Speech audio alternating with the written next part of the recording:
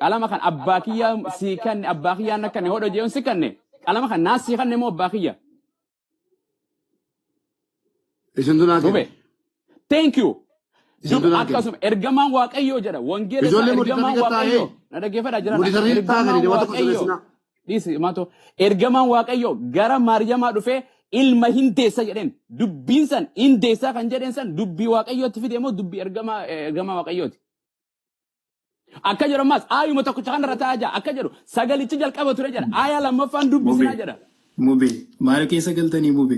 No sani waan si ergamaa kana ni beektaa waaji ergamaa kana ni beeku ani kan nu si gaafataye dhufte siyaaman beekaa jedhani siyaamanii mi siyaamanii miti beekaa waan jedhu ergamaan kun eenyu si jedhe maaf deebisuu didda namoota jinaasaa irraa buumaas turan tokko namoota jinaasoitu nu hojjaa soita malee namoonni yoo jala gabbu yaasa yoo fete waan si jedhe ergamaan kun eenyu mube yoo seera barbaadde warra mana jeeqaran duraa akka seera beekuu jedha mubaarak isa kan gaafatamu obboleessa kee fide barsiisa waajii wanna qubachuu qabdu waajii barsiisa sirrii jette ani kaleessas islaamaa yoo rabbi jedhe inshaallah kanumaan xumura akkuma haadha garuu wanni baramuu qabu mucaan kaleessa jecha inni dubbate irratti takkaa dubbadhee meeqa waa'ee mucaa kana jecha inni dubbate irratti quraana dabsee dubbate irratti qabadhee barsiisaa qonna barsiisee jedhe waammadhu jennaan waajii jedhee waammate erga inni si waammate waan jarrisitti dubbatanu irraa dhagahi erga gaaffii gaafatanne isan waammate deebisaa jira mube waajii isan waammate deebiseera ishi mube carraan gara Khalid deebi'a Khalid xaxumur qosii kana waajii yoomiyyuu mana baxabbattee kennaa qoy kenna hin baatan baha deema haleluuyaa deema waan si jedhe ni haasoftaa qoy waajii ni haasoftaa dhaabbadhu waan si jedhe ergamaa san eenyu jennaan ati eenyu jetta ergamaa san deebisi kaa Video mbeka jolleen godhate tasgabbaa'ee mucaan si fidee obboleessa kee waan ati ergamaan gara Maariyaamitti dhufe awwal waan ati si beeku si fidate aw nuti si beeknaa miti as behi ergamaan san eenyu siin jee Khalid maan deebisne ergamaan san eenyu nabi Muhammad imo Iyesuus imo Saamu'eel miira keessaa bahe inni ergamaa abbaa fe'ee yoo ta'e jecha okay Khalid yoo jaasame sirnaan kabajaadhaan abuumas Yes. Miira keessaa ba'iiti akkuma nama waliin inni jedhaa jiru inni na dhibaa jiru sirnaan waliin haasoftanii siin abbootii amantaati waajiris abbaa amantaati ustaadni keenya akkasuma suuraan haasoftanii hordoftoonni keessa isin jala jiru Khalid ati gaafatu inni ati isa gaafadhu mee inni si deebis ergamaan kun eenyu jedhin ergamaan kabajamaan kun eenyu jedhin gaafadhu isuma kafide ragaa Anin tumuran neyu baragaan dhiyeesseen tumuran neyu duraan gaafannaan waajii maayikii na qabsiise. In xumurattaati miiti sirraa qabadhaa ture. Ilaa. Abaddo. Namni kuni mana ta'e hin haasofna. Garuu ijoollee tokkotti viidiyoo ba'anii taa'anii humaa mana jeeqanii deebisuu hin dandeenye nutti gochisiisin mube. Maayikii qabaddo. Tokkoffaa. Kabajumaan nagee qabdees. Ayyee gara Maariyaamii dubbatee maalitti dubbate ka jedhuu fi yeroo Allahan keessanii gadameessa Macaafa keessan siin deemee amma gobosii akkam ta'e yeroo sana Allahan isa jedhe yeroo sana abuumaas kana deebisuu dandeessaa? So haasaa kee gadhuuti tasgabbaa'ee. Mee ana miira keessaa baheeti mee deebii kiyya si deebiseen xumuraati. Ati yoomuu nama taata jaldu. Allallaban dhaggeeffadhu. Ayaatuma ammaarraa. Allallaban dhaggeeffattu yoo ta'e immoo maaliif seentare? Ayaatuma ammaarraa ilaali. Of dandeessee gaaffii deebisuu yoo dandeenye maal seentare? Ayatuma ammarraa Jibril ka jedhu fi iddoo biraan deemanii bakkuma ammarraa Jibril ka jedhu agarsiisi. Bakka biraa deemteen naan lallaba sirraa dhaggeeffachuu as hin jiru. Okay. Ammarraa Jibril ka jedhu ayatuma kan dhufaan agarsiisi. Bakka deemu simiti kan na barsiisu mee dhaggeeffadhu shufadhu. Iddoo biraa deemteen naani dhiisuu hin dandeenyu. Ayatuma sanarraati Jibril ka jedhu nutti agarsiisi. Bakka deemuu fi bakka taa'u simiti kan na barsiisu isa deemiti dhaqiiwwanna jara keessan bakka bartee dhaggeeffadhu shi ana biratti hin dalaguun sun. Ani bakka barbaadan seeta. Obboleessa maal taate maa wachammati. Ishi rakkoon qabu ofiifuun baranneeti Yohaanis tokko meetu muriidua. Isa iyyuu baratteen tumudha. Ati immoo suuraa tokko lakkoofsa tokko seeraan hin qaraatu beektaa qaba. Rakkoon qabuuti weedduu caalufaatti dabaladhu. Assalamu alaikum warahmatullahi wabarakatuh. Lakki isa Muhammadi Aishaa Jaa Gudee Deetirraa Somna Xiqqooshe. Al tokko dhiifama. Mubaarak Musaa Ummaan dhageessa. Assalamu alaikum. Waalaikum assalam warahmatullahi wabarakatuh. Dhiifama xiqqoo karaa deemaa jiraa fi manni kun akkanatti fakkaatti kabajaa namni walii haasa'uu dhufe inkaa salaamtaan osoo hafee gaarii natti fakkaata. Durillee yoo jiraate atoobistaraa deemuu danda'a. Gaaffii gaafatame gaaffii namni walii deebisuudha. Inni gaafatames deebisuu inni gaafatus gaafachuudha malee as keessatti inkaa salaamtaa arrabaaf dhufuun abadan hin danda'amu. Tole nama sadarkaa abbootii amantaati jedhee sadarkaa isaanii ol fuutee fiddee warri kun warra nuti macaafa barsiisnedha. Yohaannis Wangeel bakka kam akka jiruu fi kakuma fafaaraa nama adda baasnee barsiisne abbootii amantaa jechaa hartaate namni dhuguma segaa bakka jedhamu. Kanaafuuti amma gaaffii yoo qabaate asallamtee waggaa fuulduraa gaaffii barbaadde waajii seera qabeessaan gaaffii gaafachuu barbaadde gaafadhu. Deebii kaalisi deebisu immoo gaafachuu qophaa'e. Amma quraanni kabajamaan kalimaa rabbiitii yoo inni kalimaa rabbii hin taane hin jedhan kaleessa dubbadheera. Kalimaa rabbii yoo hin taane waajii dhaggeeffadhu. Kalimaa rabbii yoo hin taane quraanni rabbii deebi'ee wal ilaalladhee waa danuu kakadheen jira. Kanaafiyyi si fudhatee dhufe. Amma immoo tasgabbii wal dhaggeeffatamu taanaani waan biraati kun immoo jechuudha. Kanaaf kaaliin hafixatu waajii jalaa dhaga'i. Oke rakkoon qabu garuu waan hin jedhu mube namoonni tasfiiru mallee hin beekne faana mun barsiise yeroo jedhu sallamteen kaleessa. Amma haasabraa yoo haasofne amma haasabraa yoo haasofne gara gaaffiitti adeemamu tole. Gaaffii akkasila. Akkas malee arrabni amma sa'aatii kana usuudhaaf. Ayyaatuma ammaa irraati Jibriil kan jedhu arguu barbaadan ayyaan iddoo bira. No ayyee gaafatti miti deebii dhaggeeffadhu. Deebisaa fi jala keenya. Biifamaa wajjin. Ustaas Khalid. Amma dubbadhaa. Bakka tokko wayii kenneefii ustaada kootiin dabarsa inshallah. Maaliif jennaan barsiisaa kan qotaa jira waan ta'eef isaan duratti dubbachuu hin ulfaata. Bakka tokko wayii kenneefiin xumura inshallah. Tole isaanitti dabarsa. Waa'ee malaayikaan dhufe sun Jibriiliin ta'uu ragaanaa kenne jedhee Rabbiin subhaanahu wa ta'ala suuraa Al-Baqaraa suuraa lammaffaa irratti lakkoofsa 97 maal jedha qul man kaana aduwwan li Jibriila fa innahu nazzalahu ala qalbika bi'idhnillah jedha namni Jibriiliif aduwwii ta'e dallansuu isaatiin aduu Jibriiliin kun maal jennaan fa innahu nazzala ala qalbika bi'idhnillah quraana kana inni qalbii kan keerratti buuse jedha eeyyama Allahiitiin musaddiqan limaa bayna yadayhi quraanni kun kitaabilee isa dura jiru dhugoomsa haala ta'een jechuudha. Kitaabilee Tawraatiif Injiliin kan dhugoomsu jechuudha. Wahudan qajeeluma haala ta'een quraanni kun kan nama qajeelchuudha. Gara daandii sirriitti kan nama baasuudha. Wabushraa lil mu'miniin warra mu'mintootaatiif immoo gammachuudha jechuudha. Ni gammachiisa quraanni kun jechuudha. Akkasumas immoo qajeeluma. Kanaafuu fa'innahu qul man kaana aduwwan li Jibriil. فإنه نزل على قلبك بإذن الله جبريلي كانت قرآن كان قلبي كان كيرتي وكامو أني كان كيرتي هيما الله تيم بوسي جدا كنافو قرآن كان بوسي جبريلي أينو تترجع ربي سبحانه وتعالى جبريل تي كن جنان جبريل كون في دينا بمعمر رتي بوسي جورا أكس إن شاء الله إتدا أستاذ فراني وكا أستاذ ولتي دبر سيفن جرا ولناسا إن شاء الله مو بيعمل ترانا لا تتا لا كتاباتي أيه Ayyee galatoom jarranaa kennuu keefi jalqaba irratti bakka amma dubbisne suuraa 81 lakkoofsa 19 dubbisne irratti ni jedhes quraanni kun jedhamiti. Dhugumatti quraanni kun jecha ergamaa kabajamaati jedha. Jibriil kan jedhu hin jiru, Muhammed kan jedhullee hin jiru. Ergamaa kabajamaa jedha abbaa isaan beenu jechuudha. Dhaqanii fuudhaniitu Jibriiliin godhani. Eessaa fida kan jedhuu fi ayyaa kanarraa namni nutti agarsiisan jiru jechuudha.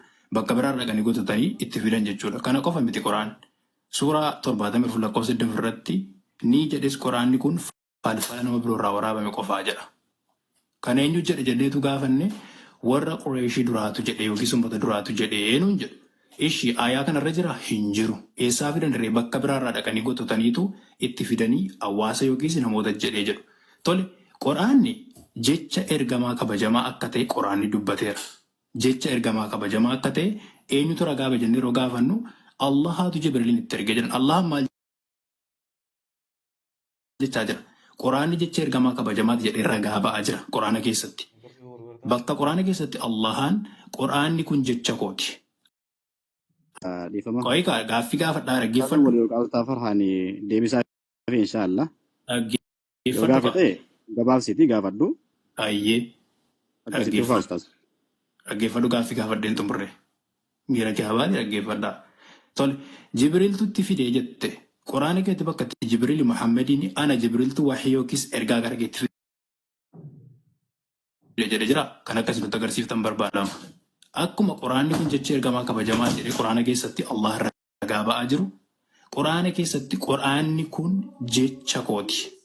Anatu buuse jedhee bakka Allah ragaa barbaadu. Nutu buusee miti buufama Rabbi irraati miti ana Allahatu buuse ka jedhu ragaa barbaadu.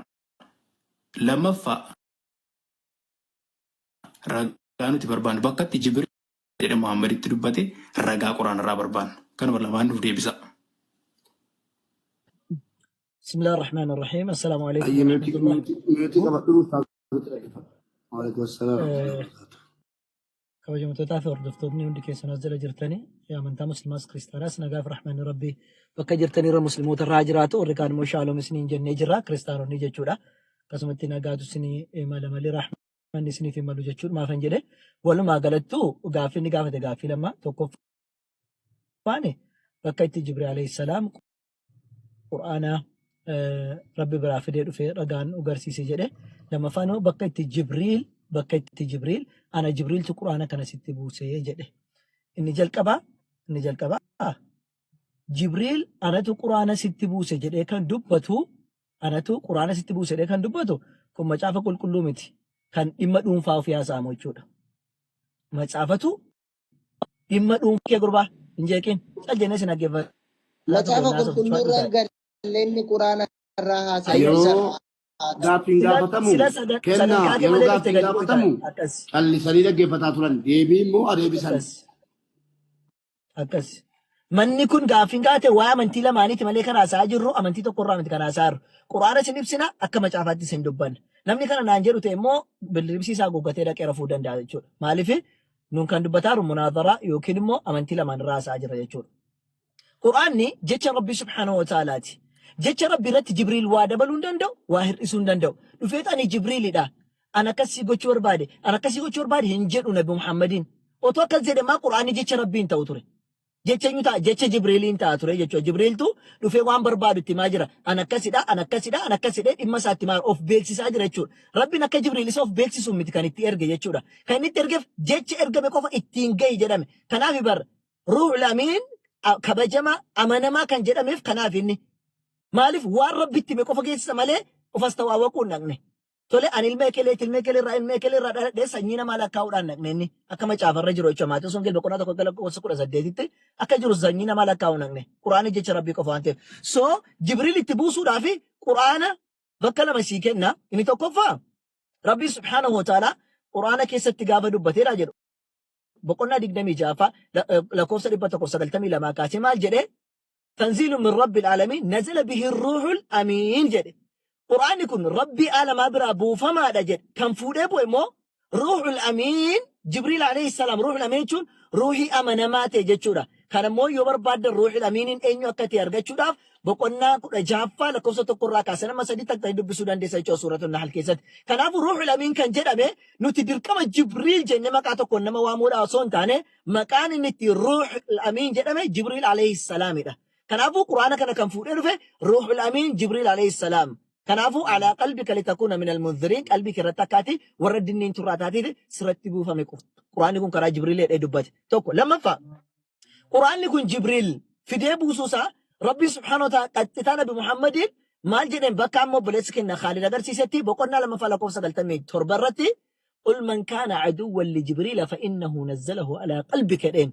جدي يا نبي محمد نمتشان جبريل في عدوي داتي قرآن كان في دي قلبي كرتي ارغن نبوسي بود جري جبريل عليه السلام قرآن في دي قلبي نبي محمد صلوات ربي وسلامه عليه رتبوسو ربي دبته جچودا كان انا لا قرآن جبريل تو في دي ربوسي سوجدوتي روحي امنا ما في كبجما في دي رتبوسي سوجد ادا جروتي لك جچون سمرغ اباتي دا نون وان قرآن الرقم نسانف كننا كانوا حالا والفكاتون ما غافي تو كوني سا غافا برسيسا دجل مي وادو في جچودا غبريلين غافا غرا ماريامي دا دفه جچ متا سا اتميمو واقيوتو اتمينا جچ سر فرته دا دفه اشي دفه غافته انيتنان ان ارغما واقيوتي جدن ارغما واقيو كون ارغا دفه انه تس انسالش وند لجم تول جالش جده كايتو dubbate egaan ulfoofta ilmas ni deessa kan inni jedheeni Luqaas Wangeel boqonnaa tokkoffaa lakkoofsa 26 qaatti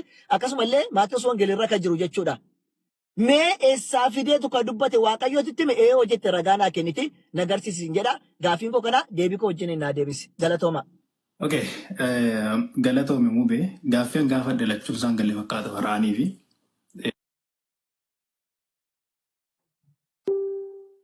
singalee fakkaata waraan. Gaaffiin jalqaba si gaafadde golfe dhugaa. Gaaffiin jalqaba si gaafadde akkuma Quraana keessatti Quraanni kun jecha ergamaa kabajamaati jedhu Allahaan Quraana keessatti Quraanni kun jecha kooti jedheera. Quraana keessatti Quraanni kun bakka Allah Quraanni kun jecha kooti. Aanatu buuse jedhe jira. Gaaffiin kun jalqabaa sagan. Saganatti yaadeetiin haa deebisitu gaaffii gaachuutti sin fiigin. Dura gaaffii deebisiiti ragaa baase ergisiisaa deemu.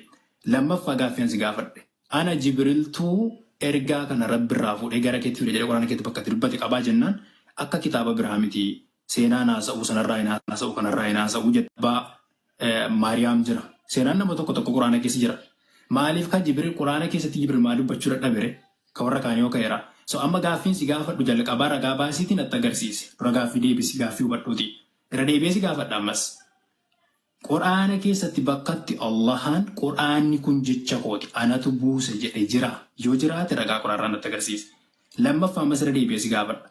Jibriltuu fidee jette. Jibriltuu Quraana kana fidee jette. Ruuhii amanamaarraa dhufee jette. Buufamni isaa ruuhii amanamaarraati jette. Suuraa 26 lakkoofsa 91 farraa kaasaa turte. Maal jedhe 92 irratti Quraana akka dubbatutti dhugumatti inni buufama gooftaa aalama hundaarraati jedha. Arabii isaas baaftee yoo dubbiste afaan Arabiffaasaa irratti Quraana jechuudha Arabiffaasaa keessa hin jiru. Eessaa akka tifute Quraana afaan Oromootti ittiin akkasii keessa gootanii isin gaafan. Ayyaata 92 irraa Quraana jecha jedhu as baasaati nutti agarsiisa Arabiffaasaa irraa. Jecha Quraana jedhu as baasaa nutti agarsiisa. Suuraa 26 lakkoofsa 192 irratti. 193 irratti immoo ruuhii amanamaa ta'e isaan bu'ee jedha. Jechi Jibril jedhu afaan Arabiffaasaa irratti barreeffamee jiru. As baasiitii ruuhii amanamaa jedhamaree Jibril kan jedhu achirra jiru. Mee viidiyoo as baasiitii Arabiffaasaa irraa argisiisiitii jecha Jibril jedhu lakkoofsa 193 irraati Arabiffaasaa irraati argisiisi. Ruuhiin Jibriilidha jettu taanaan Quraana suuraa 27ffaa keessatti ruuhiin maal akka ta'e yeroo Muhammad gaafatame deebii Muhammad kenne ragaa baafnee agarsiisuu dandeenya jechuudha. Ruuhii fuutee Jibriil gochaa waan jirtuuf. Gaaffiin si gaafadhu kana lamaan ragaadhaan naaf deebisi. Itti fufu.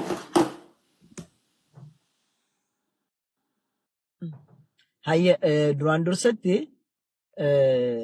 gaaffiin gaafatamte deebisuu miti afaaniin kaasuuyyuu sitti ulfaate an garuu si deebisee gaaffii biraallee dabalee si gaafadha jechuudha. Duraan dursatti Quraana jechuun walumaa guutuutti macaafa kana qofa miti. Quraanni keeyyanni tokko illee nuuf Quraana. Nu musliimoota keeyyanni tokko nuuf Quraana. Quraanni immoo keeyyanni tokko kun ayata Rabbii jedhama. Fakkeenyaaf Rabbiin Quraana keessatti boqonnaa 2 lakkoofsa 41 keessatti walaa tashtaruu bi'aayaati thamanan qaliilaa jedha. Keeyyatoota kiyya jedha Rabbiin subhaanahu wa ta'ala. Aayaati jechuun tokko qofa osoo hin taane keeyyatoota kiyya gatii xiqqoodhaan hin gurguriinaayyuu jedha Rabbiin subhaanahu wa ta'ala. Quraanni kun immoo dirqama Quraana kanaan Rabbi biraa bu'ee jedhee Rabbi akka dubbatu barbaadde yoo taate kun akka ati jettutti miti kadeemu. Garuu Rabbiin subhaanahu wa ta'ala Quraanni kun jecha isaa ta'uudhaan maal jedhe Nabi Muhammad salawaatu Rabbii wa salaamu alayhi boqonnaa 9 lakkoofsa 6 irratti maal jedhe وإن أحد من المشركين استجارك فأجره حتى يسمع كلام الله يو ور مشركوني ور جلتون كافروني كريستانوني يو جر هركا كيسا نتبوجي أماني دفني داجراني جر كن أما دفني كلام الله أما جتش الله كنا دبي الله كنا تقاريتي كاباتو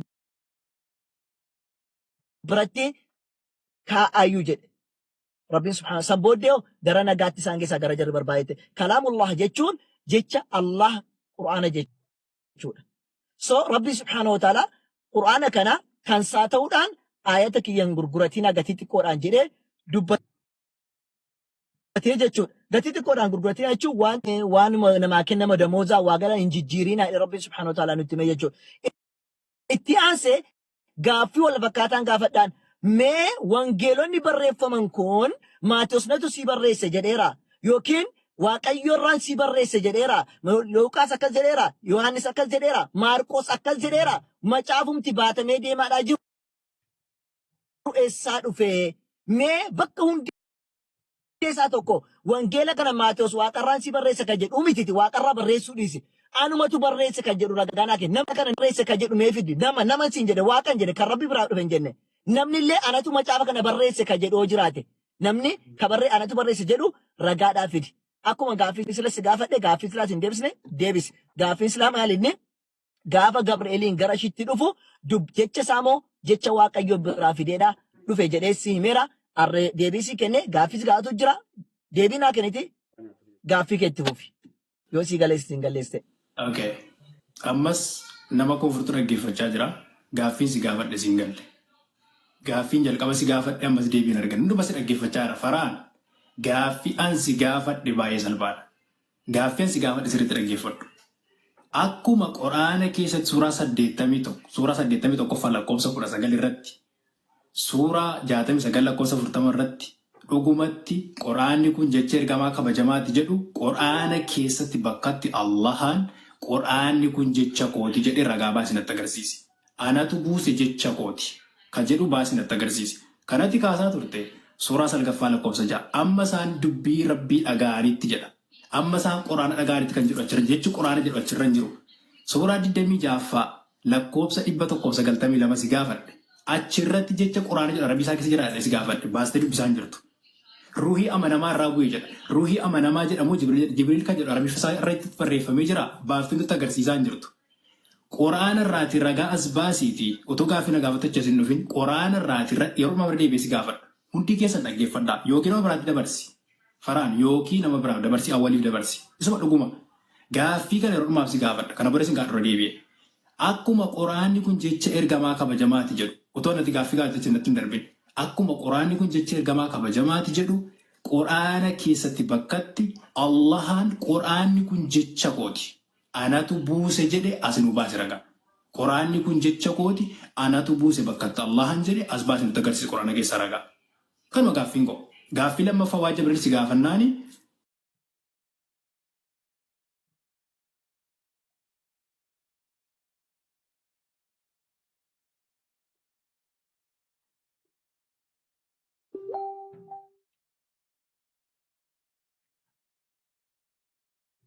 Quraanni kun jecha kooti ana Allahatu buuse jedhe as baase nutti agarsiisi. Inni rabbi irraa buufame inni jecha rabbiitii kan jedhu nutti agarsiisa ana Allah buuse kan jedhu as fidi. Jecha kooti. Quraanni kun jecha kooti ana Allah buufate kan jedhu as nu baase Quraana irraa. Tasfiira hadiisa dhiisiti Quraana ayyaa Quraanaas baase nutti agarsiisi. Qofa guddisi mubee akka mul'atuuf. Ayyee sagaleen kun jira natti fakkaata. Duraan dursatti akkaataa amma dubbattu kanatti rabbii miti anuun dubbadhu.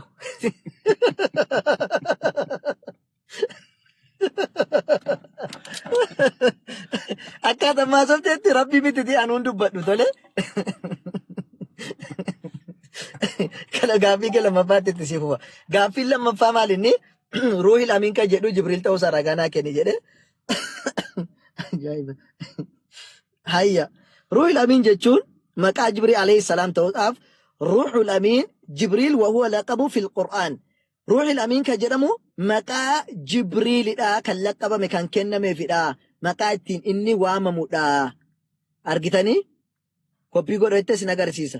Ruuhul Amiin jechuun Jibriil alayhi salaam maqaa ittiin laqabamedha. Tole galatoome. Kana si deebise. Lammaffaani Rabbiin subhaanahu wa ta'ala Qur'aanni kan kootidha natti buuse kan jedhu ragaa naa fidii jedhe. Qur'aana jechuun maalime? Qur'aana jechuun maal akka ta'e natti himu. Hiika Qur'aana natti himu. Qur'aana jechuun maal akka ta'e natti himu san booddee nan kennaaf.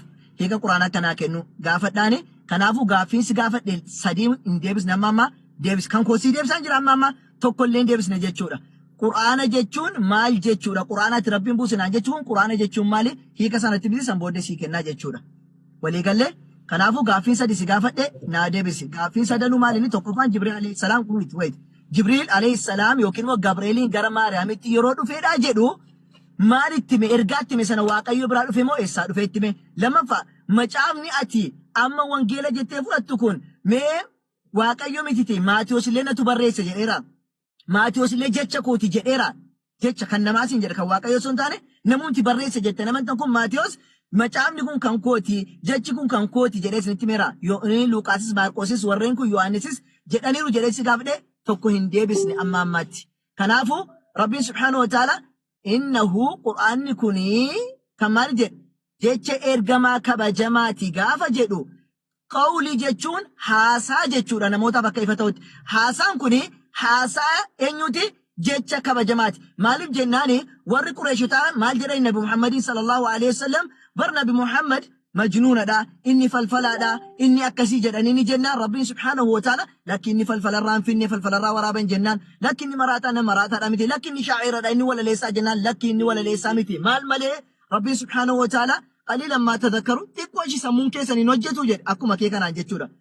Xiqqoon hin xiinxaltane sammuun keessa hin hojjetu namni waa hin baranne namni waa tokko hin barreessine akkamitti waan isin barreessuu hin dandeenye barreessuudhaa danda'a. Lakki quraanni kun akkas miti inni walaleessaa irraan finne inni falfalaa irraan finne innahu wanni itti dhufee bakki kun sirriitti akka namoonni hubatanii fi jecha rabbii ta'uu agarsiisuudhaaf osoo hin taane haasaan dubbiin Nabi Muhammad fidee himaa jiru tokkoffaa seexaanarraa akka hin taane jarri seexaanarraa fidan akka jedhaniif kan akka kee kanaa jechuudha. Ammallee inni falfalarraa fide waan jedhaniif inni falfala ifa galaadha jedhanii waa warri akka kee kun atawaasau biidhe Rabbiin subhaanahu wa ta'ala warri kijibdu kun walitti dhaamtii jedhe Rabbiin subhaanahu wa ta'ala walitti dhaamtuudha jedhe jal'ina isaanii walitti dhaamu waan ta'eef kan akka kee kun yeroo sanitti falfalarraa fide saahiradhaa seexaanarraa barreessa jennaani maal jedhe Rabbiin subhaanahu wa ta'ala lakki inni falfalarraa seexaanarraa fide osoo hin taane kan inni irraa fidu innahu laqawlu rasuulin kariim haasaa ergamaa kabajamaa irraati kan inni fidu jedhe laal.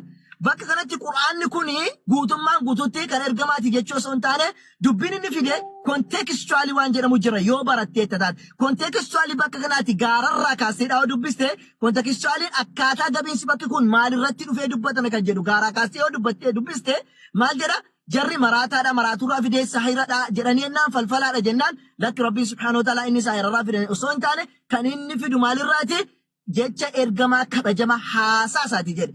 Haasaa ergamaa kabajamaati jechuun ergamaan kabajamaa kun haasaa inni gaggeessu haasaadha jechuun bar dubbiin sun burqaasaa kan saate jechuudha miti. Kun haasaa nyuutu yoon jedhe haasaa awwal yoon jedhe haasaa awwal haasee jechuudha malee dubbiin kun garuu kan saa miti.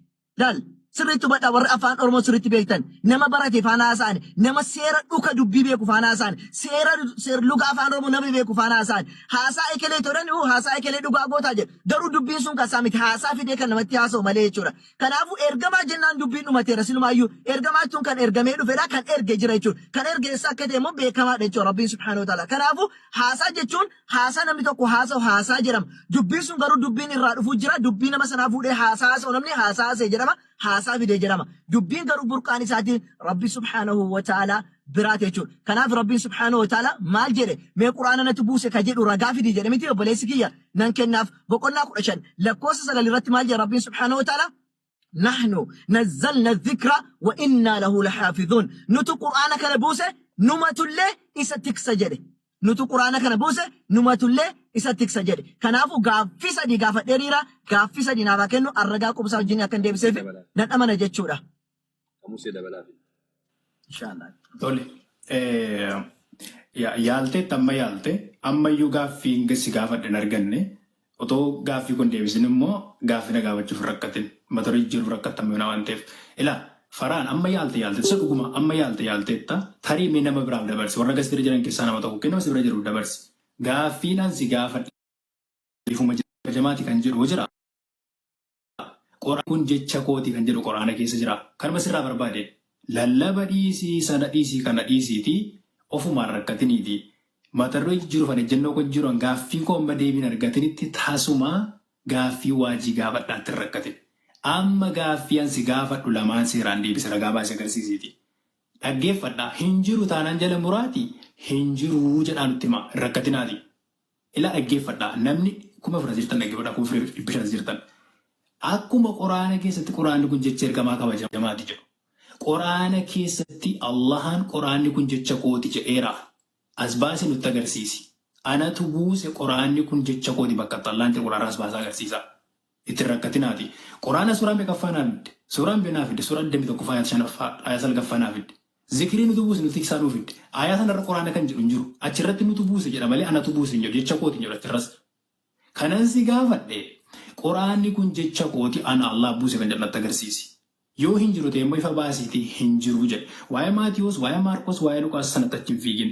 Otoo quraana kee dubbista ta'eeti yerootti macaafa qulqulluu teessee attaa goote yookiin qulqulluu arrabsitu iyyuu hin qabdu. Sababni isaa akka itti sattamantu si jecha quraanni keeyyoo. Otoo quraana dubbistee amma kana rakkattu jechuudha. Quraana dubbisuu dhabuutu amma kan rakkina keessa galchaa jira. Amma gaaffii si gaafadhu lamaan seeraan naa deebisi. Jibriiliin ruuxa amanamaan Jibriiliidha jetta yoo ta'e quraana keessatti aayaan madubnaa laachaa suuraa 26 lakkoofsa 192 naalaatti irratti Jibriil kan jedhu abiisaa keessa jira nutti agarsiisuu danda'u qabda. Hin jiru. As baasii dubbisi. Aayaa isaa irra Jibriil kan jedha afaan Arabiffaasaa keessa jira. As baasii dubbisi ijoollee fi Ayaatatti dubbisaa turte lakkoofsa 191 dubbisaa turte irratti mee as baasiiti jecha quraana jedhu nutti agarsiisaa sanarraa abiisaa keessaa jira hin jiru. As baasii nutti agarsiisuu dandeessu maal dhossi taasisin baastu inni tamma dubbisaa turte quraana. As baasiiti gaaffii ansi gaaffii amma gaaffii koo deebistutti yookiin nama biraatti dabarsi. Amma gaaffii koo deebistutti gaaffii na gaafsu tokko hin qabdu. Kanaaf salphina ta'uu isaarra faraan nama biraa dabarsi. Isuma dhugaa amma humna keetii yaalte isa dhugumaa sitti himaa jira. Akka hin jirre hubachaa waan jirruufi amma na yeroo dhumaaf si gaafadhe erga maradhataa si dhaggeeffadhe. Yoo deebiin kun hin jiru ta'e dhiisa deemaa. Quraana irraatii akkuma quraanni kun jecha ergamaa kabajamaati jedhu akkuma quraanni kun falfala biroo irraa waraabame jedhee Allah ragaa ba'aa jiru quraanni jecha Allah erga jettani. Warra Qurayshii dubbateetti faraan jecha namoonni akkasitti jedhanii Rabbi Muhammaditti dubbateetti Allah namootarraa dhagee namootarraa fuudheetu Muhammaditti odeesse Muhammad immoo deebisee namootatti himaa jira jechuudha. Loojikii deemtu yoo deemne. Kanaaf amma gaaffii ansi gaafadhu. Quraana kana ana Allah buufate kan jedhu as baasii natti agarsiisa. Salphama si gaafadha gabaabsi. Bakka siin gabaabsi. Quraanni kun jecha kooti ana Allah buuse kan jedhu quraana natti agarsiisa. Quraanni kun jecha kooti ana Allah buufate kan jedhu nutti agarsiisi. Jecha kooti ana Allah buuse kan jedhu nutti agarsiisa. Kanuma si gaafadhe dhaabadha. Amma gaaffiin kun deebiin itti immoo gaaffii si gaafadhaa hin yaadin. Gaaffii kun irra deebisi. Gaaffii kun dhumanne mammaattati. Nama biraa dabarsi faraan. Yookiin waliin dabarsi yookiin nama keessatti nama tokko dabarsa dhuguma. Sa'aatiin fitiin kaadhiifama sa'aatiin fitii yeroo meeqa irra gaafatte gaaffii tokko. Gaaffii tokko daqiiqaa shanaa soofte. Deebiin hin jiru naan jedhu. Daqiiqaan tokko si gaa rakkoon jiru irra deddeebii sa'aatii meeqa tole sa'aatiin gubiin namoota baay'ee tas jala taa'ee si dhaggeeffataara yaa sadarkaa malee ol dhufte waan taateef faayidaadhaan qabu. Amma namni mooraalii wayitiin maal nama gaafata namni daqiiqaa meeqa deebii deebisuu fi mooraalii maaliitiin Keenyaaf seera Musee shanan nama du'eetti hirkisaniitu nama du'eetu barreesse jedha. Museetu barreesse gaafa jedhani Museen kun waa'ee Musee haasaa Museen akkas godhe. Mooraalii kamiin gaafatta kan nama du'eetti hirkistee matsaafotuun hin tsaafini du'eessatu tsaafe naan jettan boolla keessa taa'eeti. Eessaan Yohaannisin Maatiyoos eenyu barreesse hamma manaan deebisne. Luuqaasin eenyu barreesse natu barreesse jedhe fidi waa takka hin jiru. Jecha Waaqayyoo jedhani sana maatuun si gaafadhe maraattayyuu hin jiru. Mooraalii kamiin quraana gaafatta nuun si deebisaa jirra bara. Mooraalii namni koo yoo waan tokko qabaatedha haasawa isinii galee namni yoo baala wayii ittiin hudduu xaragatu qabaate sooftiin keessaa raakoo keessa seene baay'ee keessa cufatiin cufadhu maayikii kennu. Gidduun seenin kanaafuuti al tokko obsi deebiinsi deebisaara naa obsi al tokko naa obsi. Kanaafuuti tufadhal tokko deebiinsi deebisaa jira. Atu sa'aatii 24 tokkorra deebite gaafa softeen dubbannan jecha minyaama yaasitti maa jira mammaratee. Cufadhu ishi nan baasa cufadhu al tokko cufadhu. Kanaafuti ishi cufadhu si garsiisa please cufadhu al tokko nan dubbadha daqiiqaa keessan seenin. Manni mana kabajamaa na fakkaata. O seeraan qabaanne as nama keessa taa'uun kee faayidaan qabu sadarkaa kee nama dhibsu 20-30 taa'ettee mana banachuu dandeessa. Kun beekamaadha. So maalinidha. Namni silaa mooraalii wayiidhaa yoo qabaate please hinjeeqiin ishi mubaarak mana nuu kennisiisi kataraa kiyya dubbadhanis dubbateeraan isnan dubbadha. Hinjeeqiin hangidduu si seeneen dubbanne naati dubbattu hinjeeqiin gidduu. Yoo adaban qabaanne gadi buuteetu warra kaan ibsina rakkoon tokko hin jiru ragaa teettus agarsiisaa jechuudha. Kanaafuu cal jedhe.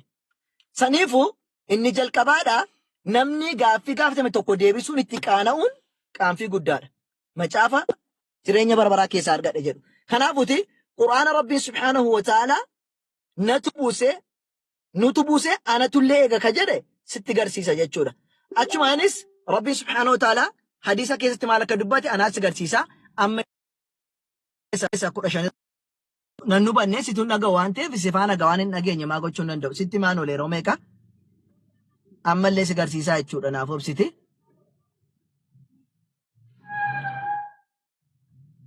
Okay, mul'ata na fakkaata.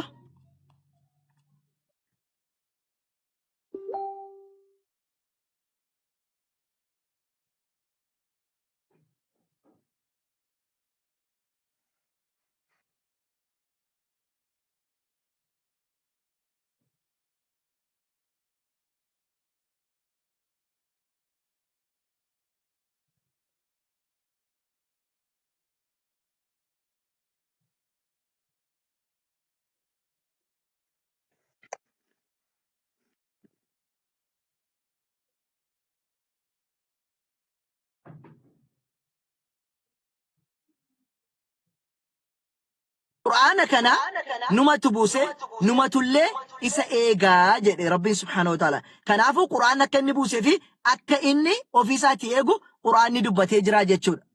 Kanaafuu mee ati immoo ragaa waan si gaafadhe keessa fide. Kan biraati hadiisa ergamaa Rabbi sallallahu alaihi wasallam si fida. Hadiisa ergamaa Rabbi sallallahu alaihi wasallam si fida jechuudha. Aya maal jedhe hadiisni kun sahih Muslim keessa jira jechuudha. 2865 yookiin 2865 keessa jira. Hin mul'ata ta'e yoo mul'atu ta'e immoo baanattee ilaallachuu dandeessaa achiiti. Maal jedha?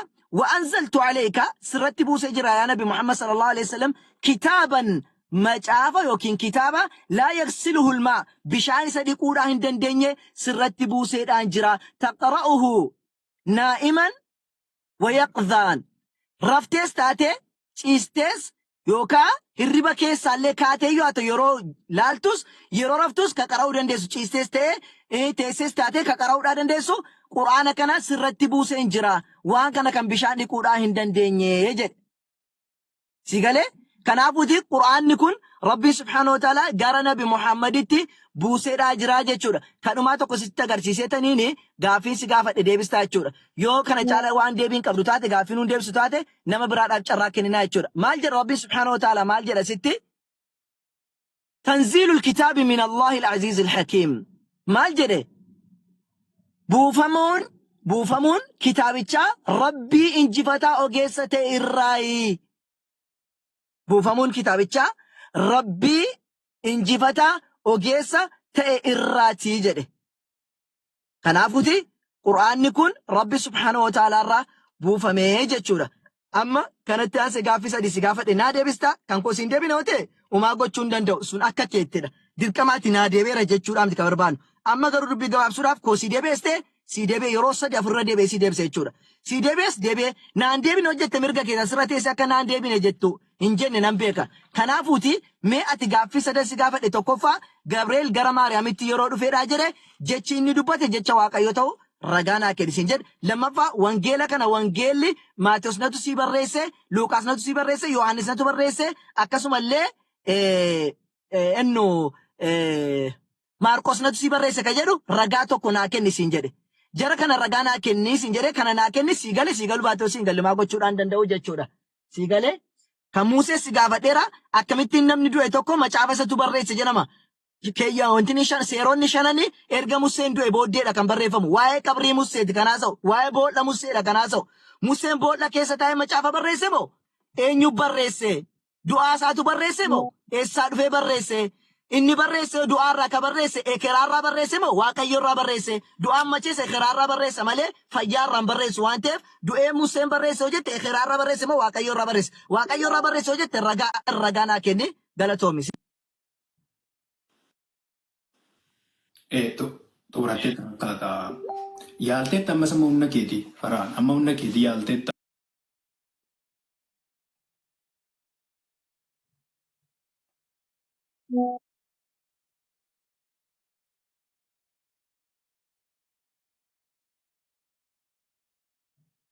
TikTok namaan dhiifnoo ifaa kana keessaa siin darbaatiti.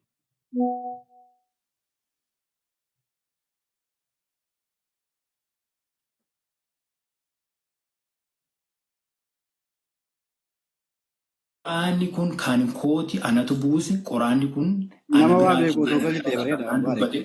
Koy Khalid Nama waa dubbatin beeku nu gidduun dubbatin. Khalid please hin jeeqin. Danda'an jiru gaafii illee deebisaan jiru. Khalid gidduun Gabaafii seenii. illee jiru. Khalid gidduun Nama waa seenii. beeku. Sa'aatii gubaaraa barra. Wanta kallee wajjin nan Gaaffii kun deebiin argatin yoo deebiin deebisaan jiru hin baqataa jira waan ta'eef. deebiin jiru jedha. Khalid gidduun seenii dhaggeeffachaa ture yeroo naasaa ture gidduun Nama biraa seenii. galcha. Haqiimii isaa malee ol galee waan ta'eef. Mana jeequmsa akka ta'e garuu mana waa rakkate jeequu hin dandeessu. Dandeettii isaa malee ol galee waan ta'eef nama dandeettii qabu Gidduun galchaa seenii jira. Okay, Mubarak namoota quraanarraa deebisuu abbootii amantaa yookiis ulamaadha jettee fidde beekutti itti fidde warra kana hunjeesse. Okay, nama gaaffii nu deebisu nu galchaa. Waaji gaaffii kun deebisa moo deebistu? Si gaafadheetu muru gaaffii koo deebii laanne maal gaafatta? Si deebisneerra si hin deebine taanaan ati dhiisi namni biraa gaafatu bakka si gaasi namara si beeksisnaan dhaggeeffadhu. Waaji barsiisaadha jedhanii si fidanii miti. Silaa ilaali barsiisaa koteelee si fidee miti. Silaa nuti si gaafachuu qaba ture. Waa'ee quraanaa beeka jedhe waan ta'eef dhaggeeffadhu. Dhaggeeffadhu. Haasaa jammarte kan nama biraa wajjiniidha. Ati nama biraa dhuga nama biraa dhuga shaayita. Dhaggeeffadhu sitti nima. Ilaali. Waaji. Bakka si gaafadhuuti barsiisaa koteelee si fide gaafatamuun barbaadu. Ati barsiisaa miti ganaa barataa iyyuu hin taane. Carraa nama biraaf kenni. Carraa nama biraaf kenni gadi hin deebisne. Carraa nama biraaf kenne. Kiristaanni biraa gashina gadi bu'i bakka faayidaan qabdu. Manni kan keeti moo? Faayidaan qabdu. Naan deebee jettee akka saree maraatu nama hundee lakkafaa ol ta'uu namni si.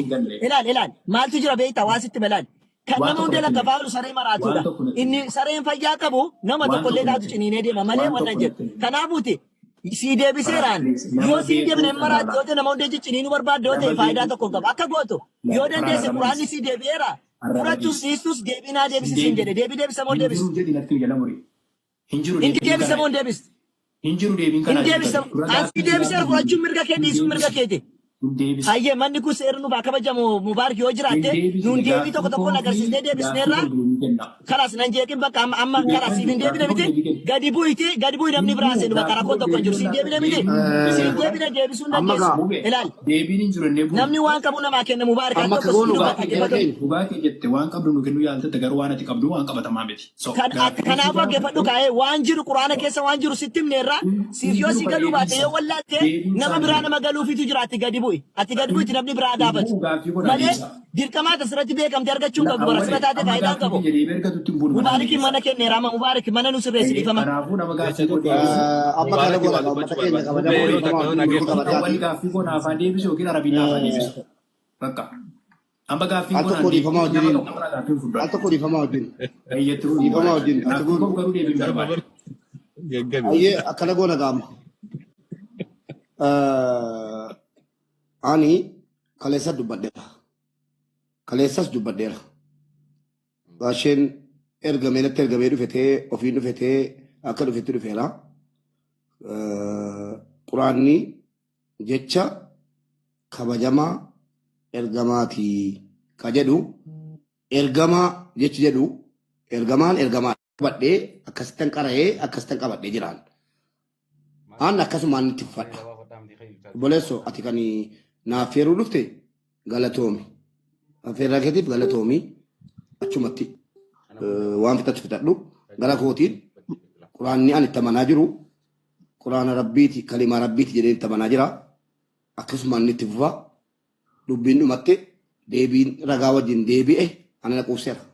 Tole bobbee sin jaalladhaa sin kabajaa. Yoo dandeesse si gaafate deebisiin jedhiin Mubaarak yoo danda'e isa gaafatame adeebisu yoo dandeenye nama biraaf carraa kennu. Isa gaafatame nu Miyuuti qabadhu taa'e. Ati gaaffii kana nan baradheettedha. Kaleessa nan beeka jette. Hadha immoo nan baradhee jette. Ragaan fidannee isa siin jedhe mubeekoo ragaan fidannee isa siin jedhe jecha ergamaa kabajamaati kan jedhu dhageesseen kaane. Ragaan dhaggeeffadhu. Ragaan ustaazonni dubbatanii ol waan nan beeku hin jiru. Dhagahee waan hubadhe hubadhe kaleessas nan beeka akkuma beekuttan argadhe.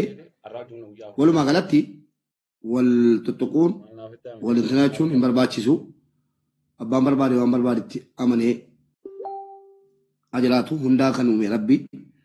Dhumatee irratti fakkaata gaaffii waajii gaaffii gaafanneerraa deebii nuu kennisiis jedhanii yoo dandeesse deebii deebisiif. Lakkii yoo jette mirga keetti sin giddisiisu. Dhumatee gara kooti. Galatoomi mubee. Fiteera gaaffiin koo bakka san ayyee. Itti xumura dhiyaata kennuu bee sorry itti xumura. Isin abbootii amantaati xiqqoo wal tuttuquun hin taatu nagumaan haasofne nagumaan ragaadhaan haasofne suuta jennee tasgabboofne isinirraa waa barannanu abbootii amantaatu waa barsiisa. Namni waa irraa baratu immoo namni 4,500 nama 5,000 jechuun nama laafaa miti nama danuudha waan taajjabu qaba. Kanaaf gaaffii koo gaafa deebisu yoo danda'ame gaafadhu ana dideera jedhani.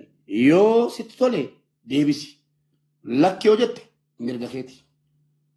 Garuu waan kaleessaa irratti abbaan hubateera waan hubachuu qabu hubateera.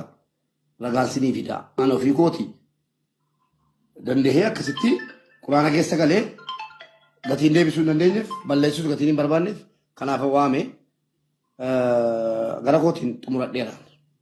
Gara keessaniin immoo ustaazni waan si gaafatan qabu yoo sitti tole deebisiif yoo sitti hin tolle gamanumaan nagaatti waliin jennee addaan baana.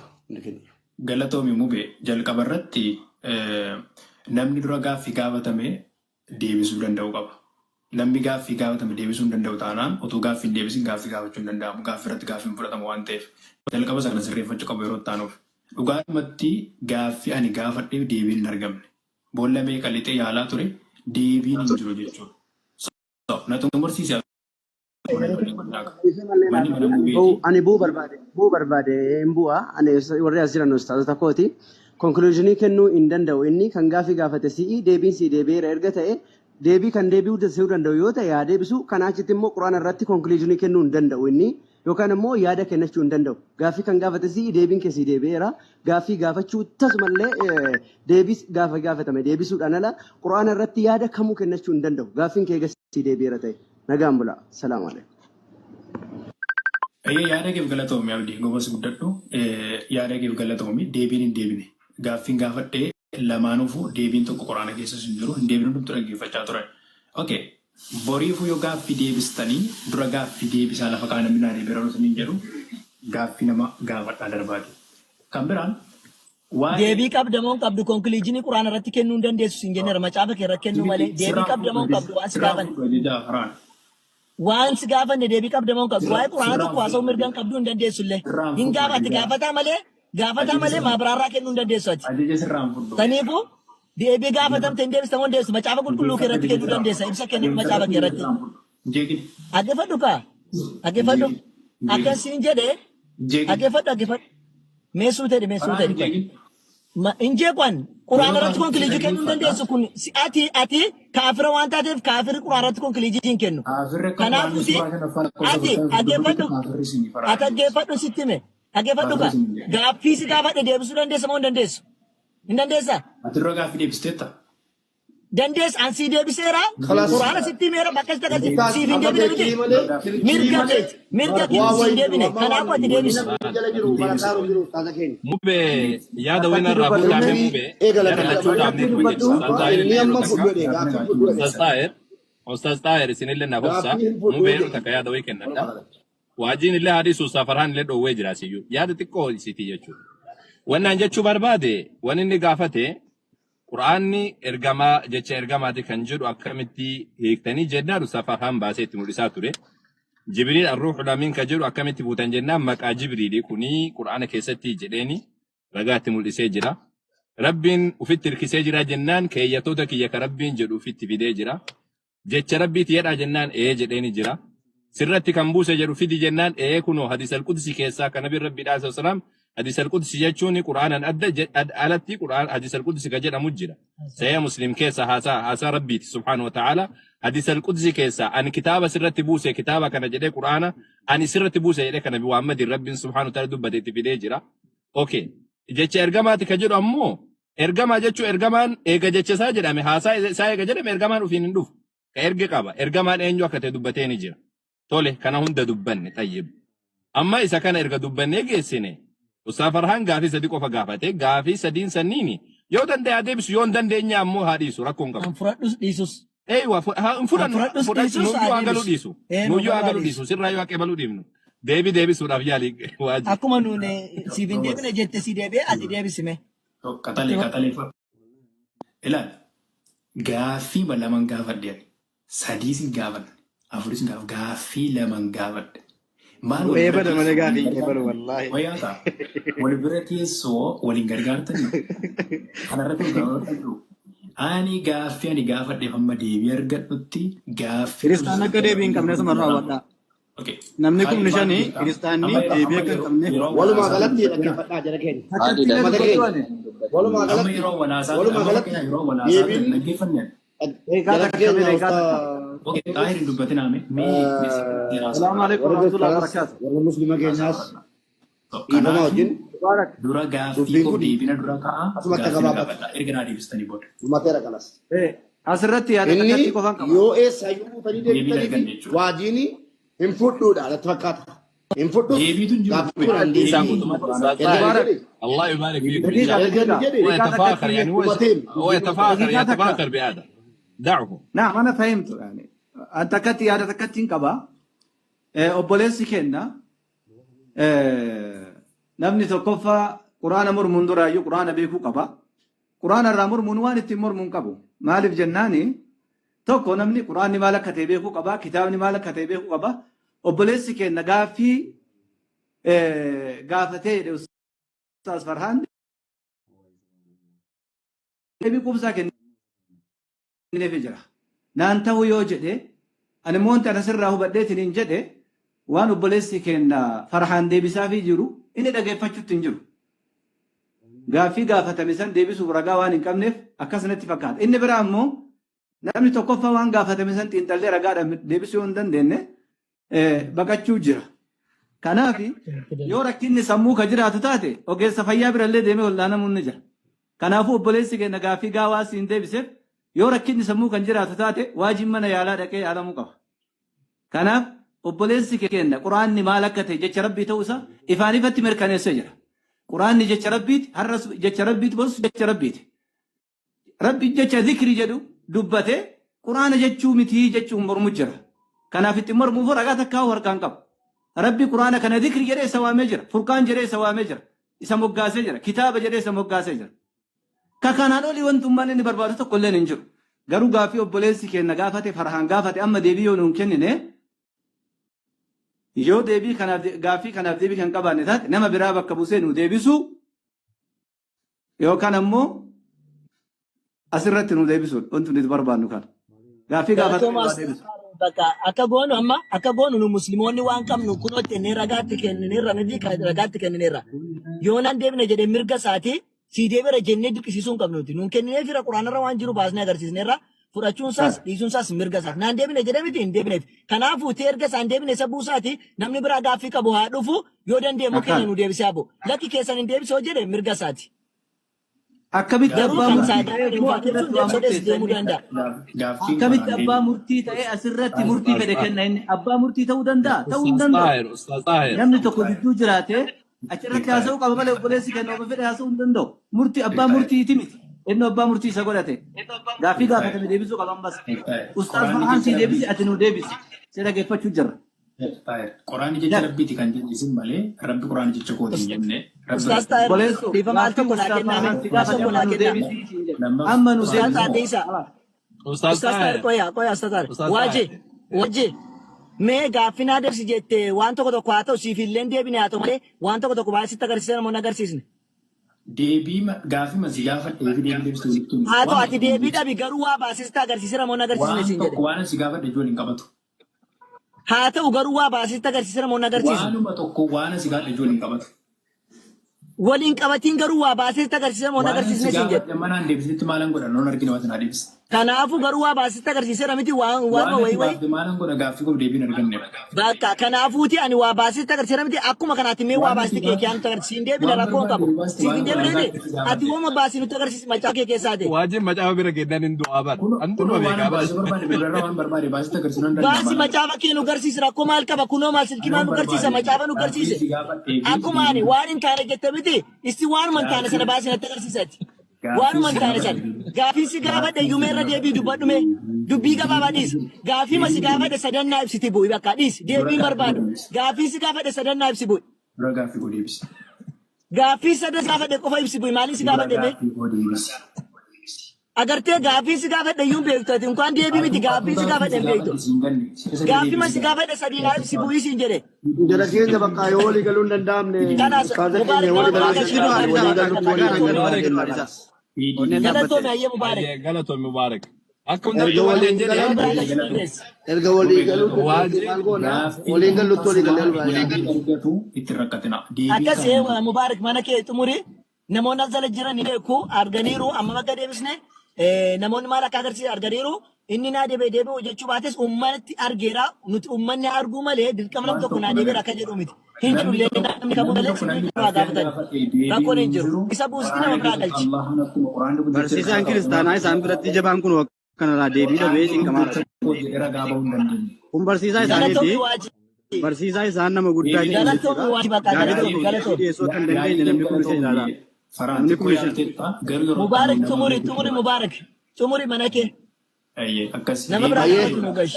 Jara keenya kabajamtoota jaallatamtoota keenya gaaffii quraanni kabajamaan mucaan dogoggora olii gadi fudhatee deemaa jiru irra ilaalina. Quraanni kalaama rabbiiti. Warri Islaamaa akkasitti tamannaa. Quraanni kun immoo nan baradhe jedhee kan inni fudhatee dhufe. Islaamni tokko iyyuu namni fudhatu hin jiru. Namni sirraa bitu hin jiru. Boleessoo. Quraanni kalaama rabbiiti. Akkasitti tamannee. Barsiisonni koo ragaa qabu yoo barbaadde kan biraayyuu sii dabalu. Barsiisonni koo ragaa qabu waa biraayyuu sii dabalu mube. Kan biraa fidi bakka namni biraa deebisu. Gaaffii barbaadanu jarri wala gaafatu. Dhageesse? Jarri wal gaafatanii walii galuu hin dandeenye. Mube dhiifama guddaa naa godhi. Kabaja sii qaba. Nu keessummeessuuf keef galatoomii mana kee jeequmsa akka ta'uun barbaadu. Ulfaadhu Mubaarak. Nama fooyyoo qabu fidi kunaabuu taap Ana godhee akka baratu. gootti mube akka obboltummaatti si hambifachuun barbaadu. Waamicha keetiif ulfaadhu. Konkiliijii kennuu yoo nu eeyyamte konkiliijii goonee buuna nutis jechuun quraana nu gaafata waan ta'eef quraana kana irratti